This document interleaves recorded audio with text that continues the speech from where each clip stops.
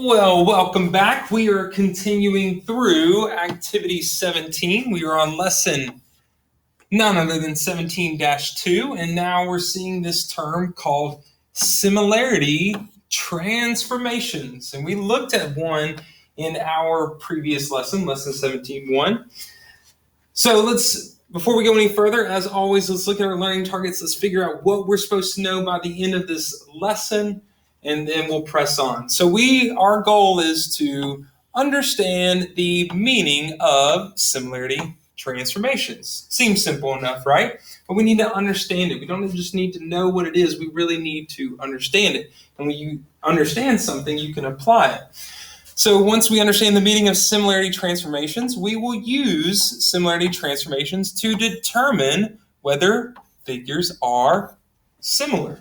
So before we go any further always rank your learning targets. If you feel like you have a pretty strong understanding of what similarity transformations is, put a 5 there. If you're not so sure, maybe a 3, or if you have no idea, put a 1, right? So always rank your learning targets and then come back at the end of the lesson to hopefully change how you feel about these learning targets. So before we talk about similarity transformations, let's just recall what congruence transformations are, or we refer to them as rigid transformations. Rigid transformations are those that do not change the size or shape of a figure during the transformation. And those three are the three: translation, reflection, and rotation. And they are called congruence transformations. So let's start to see what does it mean for them to be similarity transformations. We know the reason they're called congruence transformations is because they create congruent figures. So maybe similarity transformations create similar figures, and we'll see what it really means for two figures to be similar. So if you would, we are going to chunk items 1 through 4. So go ahead and draw a line at the bottom of this page under number 4. Take a moment to read. We're still hanging out with Kate, the graphic artist, creating some brochures or pictures here. So take a moment to complete items 1 through 4 before playing through the video. Okay, so here we have this nice picture of a heart, and something's going on with it. So let's look at item 1. Can a single dilation centered at the origin transform layout A to layout B? Well, if you didn't really pick up on it or notice it, something's peculiar is happening when we dilate a figure. Well, if it's centered at the origin, we know that that point is not going to move. The center of dilation does not move. Points get closer or further away from it. But if it was a dilation centered at the origin, what's going to happen is these corresponding points are going to stay in a line. That's what we were trying to emphasize at the very end of lesson 17.1. So if this red point here was dilated with the center at the origin, it would be somewhere on this line. It would have to stay on the y-axis.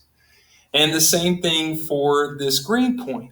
If the center of dilation was the origin, the image of that point would be somewhere on the x-axis. It would just get larger around that center of dilation, which in this case would be the origin.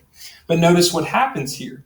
Not only does the figure enlarge, but it appears to turn. The heart's it looks like it's pointing to the left, if you want to say that, and now it's pointing up. So no, a dilation can enlarge or reduce a figure, but it cannot rotate it. So there's something more that's happening here.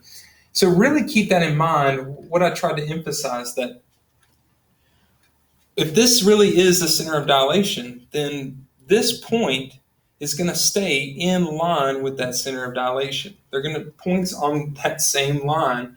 They're just going to get closer or further away to the center of dilation. So then item 2 asks, well, then can a single rigid motion transform layout to layout B? Maybe the dilation can do it. Could a rigid motion? Well, no. Certainly a rigid motion could rotate it, but it looks definitely larger than the pre-image. And a rigid motion cannot change the size. So item 3 then asks, describe in words a composition. So it's not just a dilation. It's not just a rotation. So they want a composition that would map layout A to layout B. So the first thing we need to figure out, if it's a dilation, a couple things we need to figure out. With the dilation, what's the center of dilation? And then what's the scale factor? What are those two things? Because that's what we need to perform a dilation. We need a center and a scale factor. Well, if we look up here, we notice that this point in black did not change location. So what we're really suggesting here, not just because it's 0, 0, but it's that same corresponding point, not just some random point at 0, 0. So the fact that this point is still in the same location and all points got further, or in this case, further from it, that's our center of dilation. So our center of dilation has to be the origin. So a dilation with the center at the origin. Now let's determine scale factor. We'll determine scale factor, and I kind of mentioned a second way to do that. To find scale factor, we take the length of some segment of our image, we can call it A prime, B prime, and divide by the length of our pre-image. So AB. So let's find corresponding segments from layout A to layout B. So that's why I use a little color coding here, because they didn't do any labeling for us. So we'll find the distance from, let's say, we'll find the distance from purple to green. Should be easy enough, right? So the distance from purple to green is 4 units here, and the distance from purple to green here is now 6 units. So we need to compare 6 to 4. So remember, 6 is our image, and 4 would be the length of our pre-image. So 6 to 4, 4 doesn't divide completely into 6. It divides one time, but we have a little remainder.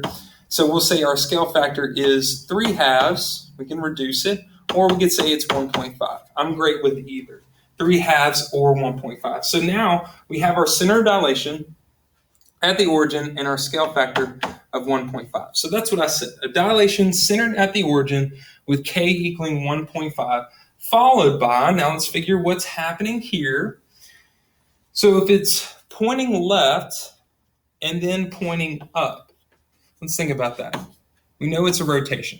So if it's pointing left and then pointing up, well, that creates a 90-degree angle. So if it's a 90-degree angle from left to up, that's having to go this direction.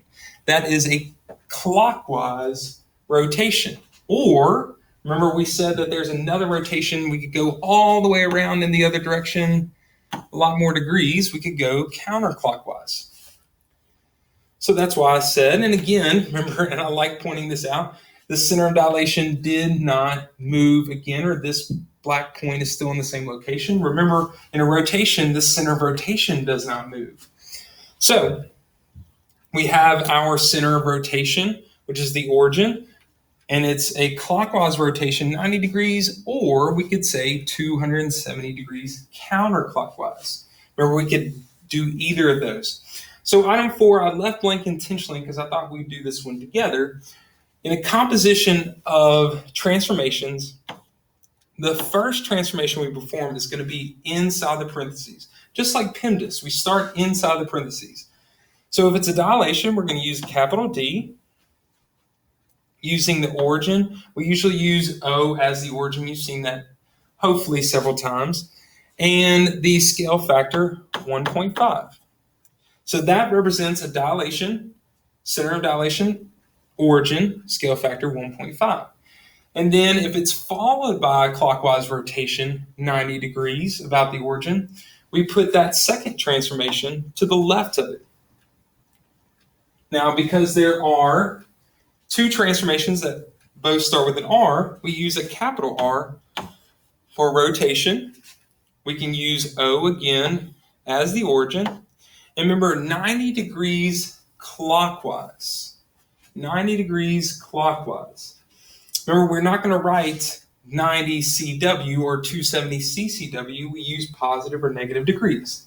Now, technically, if we think about the X and Y axis, a clockwise rotation starting from the x-axis and going down, that's a negative direction. So 90 degrees clockwise, we actually refer to as negative 90 degrees. So to describe this composition, we would say a dilation around the origin, 1.5 as our scale factor, followed by a rotation around the origin again, 90 degrees clockwise. So that's what we're going to work on. We're going to work on now a composition of transformations, now implementing a dilation, which is new to us. So item 5 says, perform the following compositions of transformations on the pre-image, triangle ABC, draw the pre-image and image on the grids. So you're using triangle ABC for all of these items. So the first thing I would suggest you do is go and plot triangle ABC and then work through the actual composition. So we'll draw a line at the bottom of this page, take your time, work through it, and then run through the video to see how you did. Okay, before you go any further, you can take a moment. I wanted to kind of help you with part A. Maybe it's been a while since you performed transformations, or definitely a composition of transformations. So recall that this is going to be our first transformation. And so that lowercase r actually represents a reflection. So we're going to take triangle ABC and reflect it across the line y equals 1. Then perform a dilation with scale factor at the origin. That's what the O stands for, using scale factor 2. So I use some color coding here. Instead of writing the letters, I think it would get a little bit messy. So point A is in pink, point B is in green, and point C is in red. And the first thing I really want to point out is how they changed the scale on it. So don't let that confuse you here. If you notice, the scale of each of these coordinate planes is a little bit different. Notice, especially on B, each of these units is actually a half unit. You know, this is 0.51, 1.52, 2.53. You're still using the original coordinates though. So A is located at 2, 1. That's what I put here. B is located at 2, 3, which I put here. And C is located at 6, 3, which I put here. So don't let that confuse you just because they changed the scale. It's because we're going to be either enlarging or reducing. And so they wanted to affect the scale of your coordinate plane so that we wouldn't need more paper, if you will. So the first thing we need to know is how to perform a reflection across the line y equals 1. So I drew the line y equals 1 here in gray. And so point A was actually on that line of reflection, so it's not going to move. Point B was 2 units above that line of reflection, so we go 2 units below it, still in line. Point C was also 2 units above that line of reflection, so we go 2 units below. And I try to use a slightly different opacity so you wouldn't get confused there. So those points after the reflection are, A is located at 2, 1 still because it's on the line of reflection. B is located at 2, -1, and C is located at 6, -1. And then they told us to perform a dilation from the origin, scale factor 2. So that's simply taking our x's and y's and doubling them, right? We saw that in lesson 17.1. So 2, 1 is now located at 4, 2. 2, -1 is located at 4, -2. And 6, -1 is located at 12, -2. So now I've plotted, so point A prime is at 4, 2, which will be right here. Notice it's in line. I think that's important. From the center of dilation to the image. B prime is located at 4, -2, and C prime is located at 12, -2. So using a combination of graphing and using coordinates to help you actually complete this out. So again, pause the video, work through B and C before playing through. Okay, so definitely took us some time, especially if you're trying to review how to perform these transformations. So on item B, recall that we are going to start first with the transformation inside the parentheses. So that says a dilation with the origin as our center and a scale factor of 1/4. So we're going to multiply everything times 1/4, which might have given you a little challenge here. And I kept everything as fractions, but feel free to convert them to decimals. It might be a little easier for you when plotting your points, especially on the coordinate plane. So we're going to take 1/4 of everything, then rotate it 90 degrees counterclockwise, which would be this direction, right? So that's why you see the red point pointing to the right, and now it's pointing up because we rotated 90 degrees counterclockwise. So A was located at 2, 1, and then when we took half of it, half of 2, or excuse me, a fourth of it. A fourth of 2 is 1/2, and a fourth of 1 is a fourth.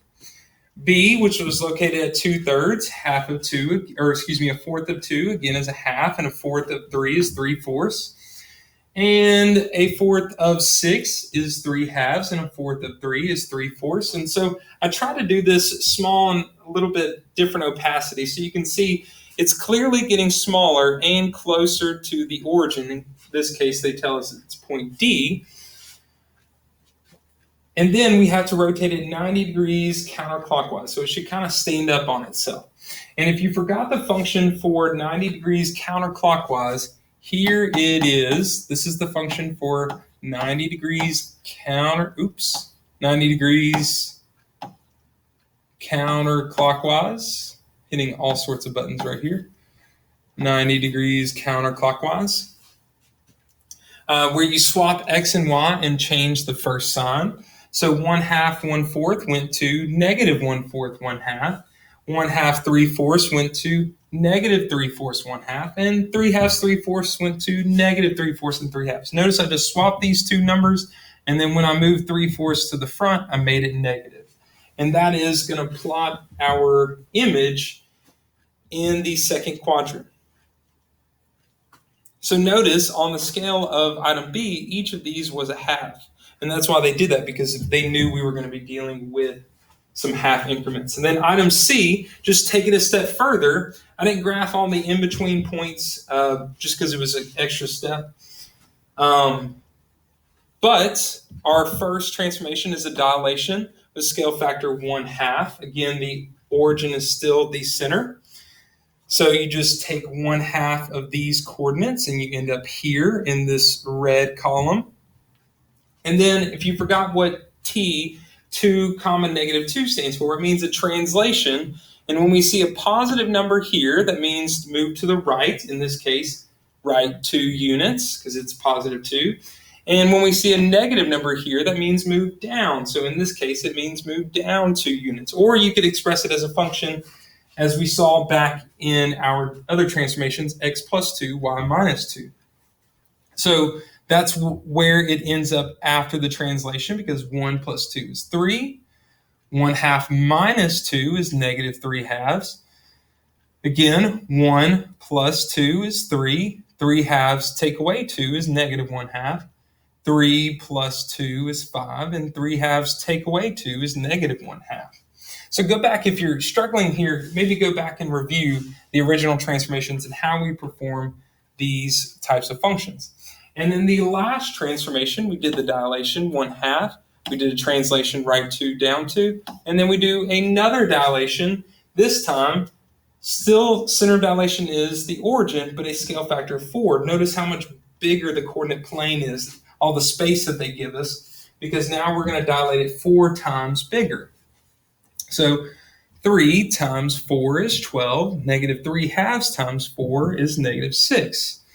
3 times 4 again is 12. Negative 1/2 times 4 is negative 2. And 5 times 4 is 20. And negative 1/2 times 4 is negative 2. And notice I expressed it, the function for a dilation, scale factor 4, 4x, 4y. So that's where it ended up way away from the center of dilation, because we eventually had a scale factor of 4. Now let's peek at item 6 that says, what can you conclude about the pre-image and image of each of the figures in item 5? So take a chance, take an opportunity to look at the pre-image, and in this case it's this smaller triangle, and the image in this one. The pre-image, which is actually the larger one here, and the image, the smaller one here, and the pre-image here and the larger image here, and answer, what can you conclude about the pre-image and image of each of the figures in item 5? Obviously, they're not all the same. They're definitely not the same shape. In this case, this one got smaller, this one got larger, further away. So we're trying to make one big conclusion about these shapes because of the dilation. So let's bring it on home here. So what can you conclude about the pre-image and image of each of the figures in item 5? The pre-image and image are the same shape. Let me back that out. The same shape, but not the same size. But running out of room, not the same size.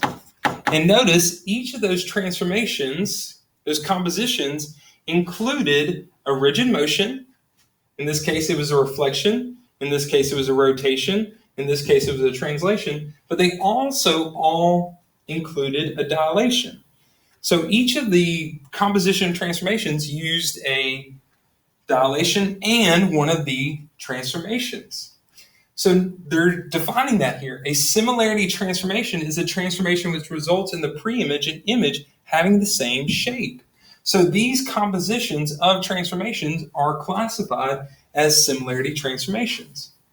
So item 7, it says complete the Venn diagram using each of the transformations on the right. So we are obviously going to fill in some blanks here. If you're not sure what a Venn diagram is, anything written in this part of the Venn diagram only refers to it as a congruence transformation. And anything written in this portion of the Venn diagram is only a similarity transformation. But anything written here where these two circles overlap can actually be referred to as a congruence transformation or a similarity transformation. So take a moment. I'm going to go and draw a line here, although it's not too long of an activity.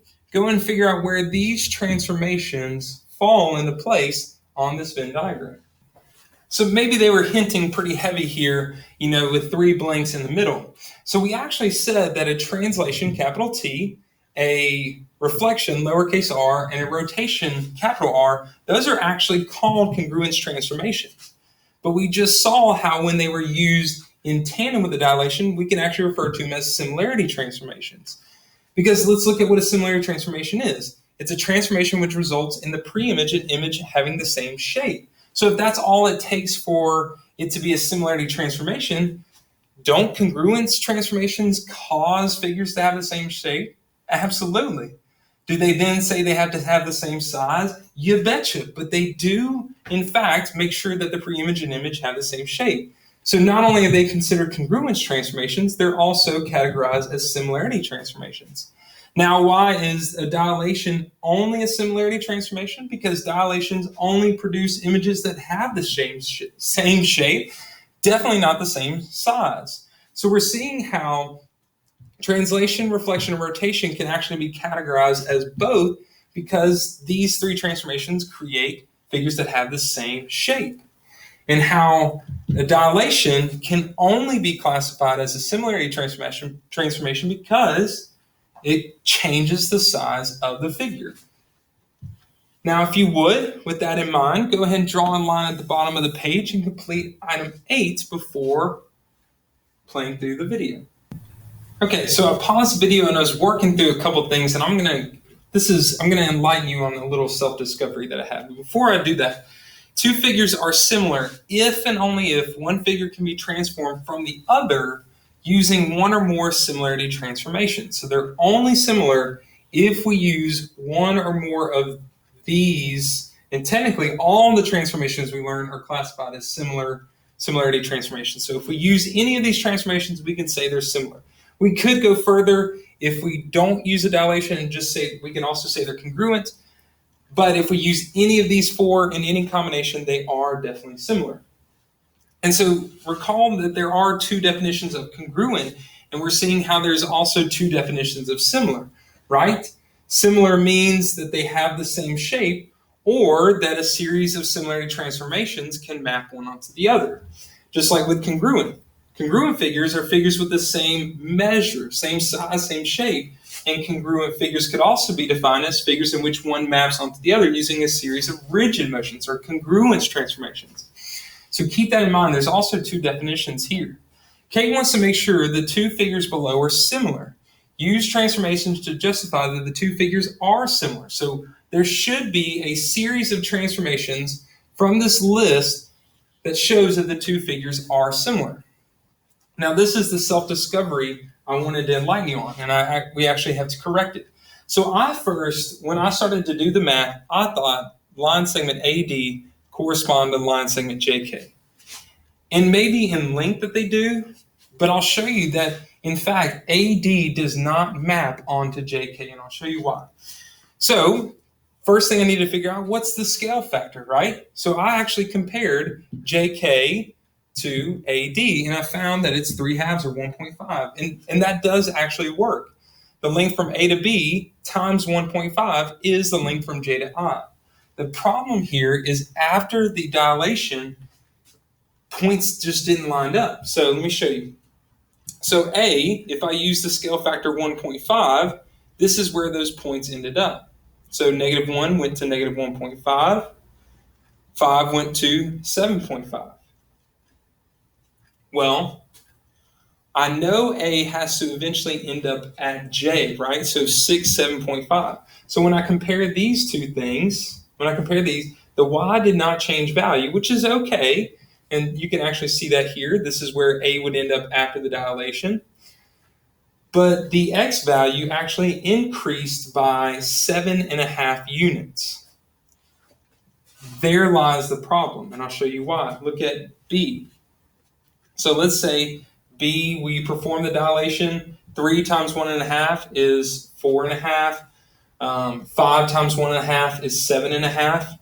But then as I said that B would actually have to end up at point I. I was trying to say that A corresponded to J and B corresponded to I. But look where I has to be. I has to be located at 11.5, 7.5. Well, look at the difference between 4.5 and 11.5. That's actually only 7 units. So from here, it would have been 7.5, and here, it would have been 7. And remember, we can't write a function if not all of the values use the same operation or increase or decrease by the same value. So this is actually in error. So we really need to go and say that A corresponds to I, D corresponds to L, C corresponds to K, and B corresponds to J. So think about it. If A is going to end up all the way over here at I, there has to be a reflection. So I'm actually going to go and pause the video, rework it out, and then I'll do some explanation. Okay, so let's do some correcting. So after the dilation, which we're good with, 1.5 is still the scale factor. We're only comfortable when the center of dilation is the origin. That's how we actually use these functions, assuming it's at the origin. But I did change JK comparing to AD because we're really emphasizing that those aren't corresponding parts. JK is actually going to correspond to BC. We discovered that, and I kind of mentioned that. So the length of JK is 3 units. The length of BC is 2 units. So we'll still compare 3 to 2, that ratio, and get 1.5. So it's still a scale factor of 1.5.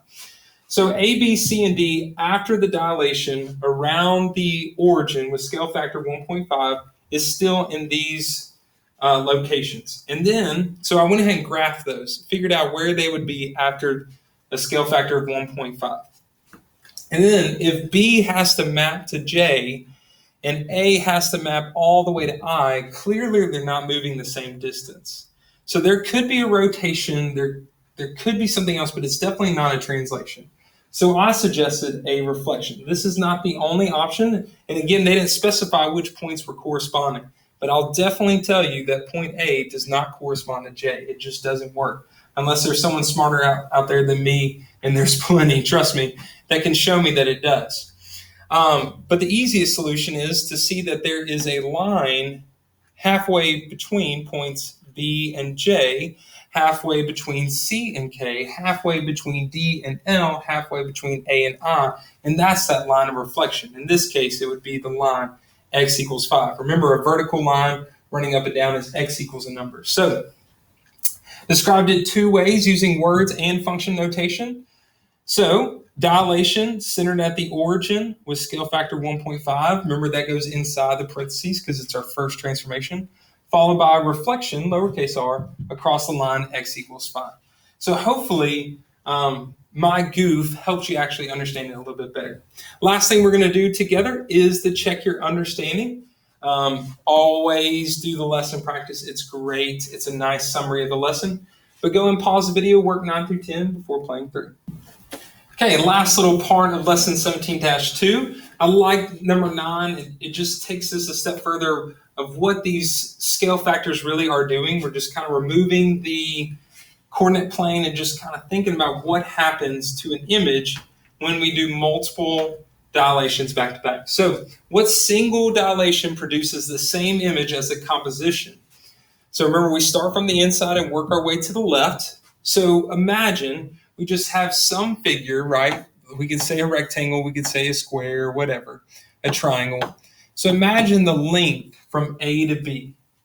We know that not only does a dilation kind of move the figure because it pushes it further or closer to the center of dilation, depending if it's an enlargement or reduction, but it also changes the length between 2 points. Not just the coordinates, but the length between those 2 points. So let's imagine for a second that the distance from A to B in some figure is x, right? We always call some distance we don't know a variable. Well, let's think about what happens to x if AB is x when we perform a dilation, scale factor 2.5. Well, we make it 2.5 bigger, 2.5 times bigger, so 2.5x. So after the first dilation, the length from A to B is 2.5 times x. Well, then the second dilation says, whoa, no, you don't. Now you're going to get smaller, right? So we're going to take what 2.5x was and cut that in half. So half of 2.5 is 1.25, like $2.50. Half of that is 1.25. And then our third dilation then says, okay, fair enough. We're now going to make you 6 times larger. So after the second dilation, it was at 1.25x. We now multiply it 6 times bigger. So now the length from A prime to B prime is 7.5 because 1.25 times 6 is 7.5. So what single dilation produces it? Well, if AB originally was some length x and now it's 7.5x, there's our scale factor. So a dilation around the origin, because all of these utilize the origin as the center, dilation at the origin with a scale factor of 7.5. Now, item 10 says explain why, I thought this was interesting, why rigid motions similarity transformations. Well, the definition of similarity transformation states they must have the same shape to be similar. Well, rigid motions produce figures with the same shape. It's just also a bonus that they're the same size. So that's why on the Venn diagram, these 3 rigid motions are actually grouped also as similarity transformations because all they have to have is the same shape to be similarity transformations. So that is the end of lesson 17-2. Hopefully we are starting to understand what a similarity transformation is and how to use them. So go back to your learning targets, reevaluate your understanding, watch the video again if you need to, watch certain parts again, and as always, do the lesson practice. Thank you for watching.